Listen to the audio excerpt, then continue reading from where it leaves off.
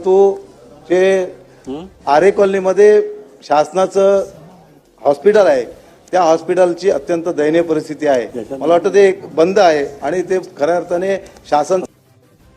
खबरें और भी टीवी न्यूज नेटवर्क आप सभी का स्वागत करता है।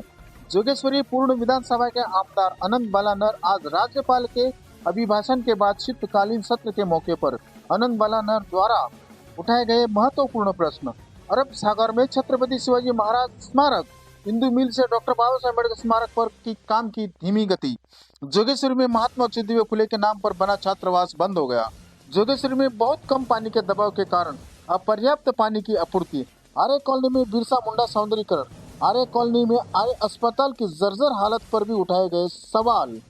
ऐसे ही खबरों को देखने के लिए देखते रहिए खबरें और भी है टीवी न्यूज नेटवर्क। भगवान बिरसा मुंडा आणि महात्मा ज्योतिबा फुले या महान समाज सुधारकांच्या माध्यमातून त्यांचं सदैव पालन, आदर्शाचे सदैव पालन करणार असं नमूद केलं आहे। अध्यक्ष महोदय, या ठिकाणी नमूद करू इच्छितो की छत्रपती शिवाजी महाराजांचं स्मारक अरबी समुद्रामध्ये बांधण्यात येणार आहे, त्याच्या बांधकामाचं सुरुवात अद्याप झालेली नाही आहे आणि खरं तर या आदर्श पुरुषांचं आपण हे करत असताना, नामोल्लेख करत असताना त्यांचे जे काही उपक्रम चालू आहेत, त्यांच्या नावाने जे काही वस्तू आहेत तर त्यांची देखील हेळसांड होता कामा नये याची दक्षता शासनाने घेतली पाहिजे। मला वाटतं हिंदूमती मिलमधील जे डॉक्टर बाबासाहेब आंबेडकरांचं स्मारकाचं काम इतक्या संतगतीने चालू आहे ते देखील फार गंभीर आहे।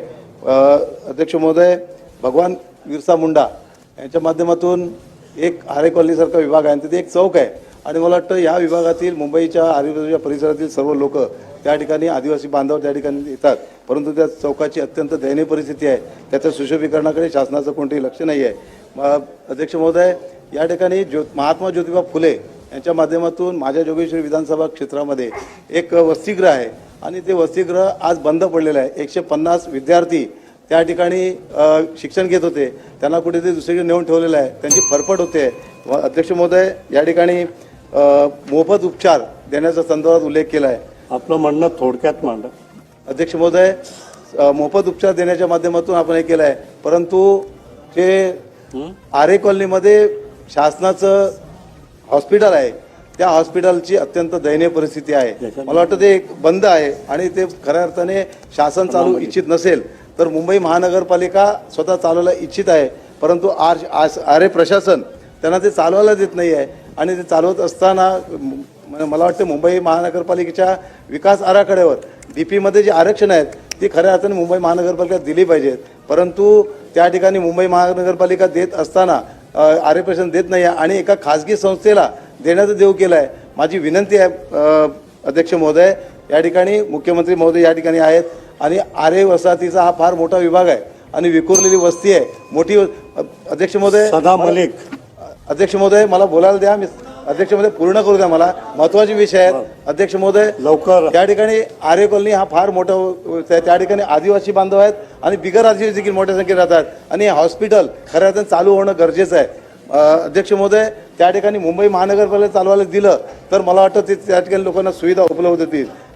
अध्यक्ष महोदय, जल जीवन विभाग याच्या माध्यमातून या ठिकाणी उल्लेख केला आहे, परंतु त्या योजनेच्या माध्यमातून 1,27,00,000 नळ योजना दिली आहे।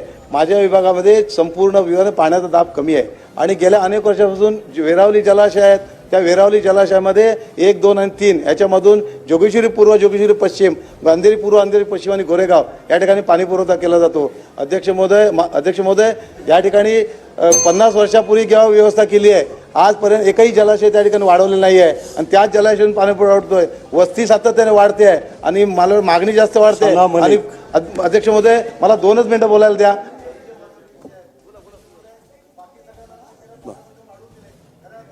अरे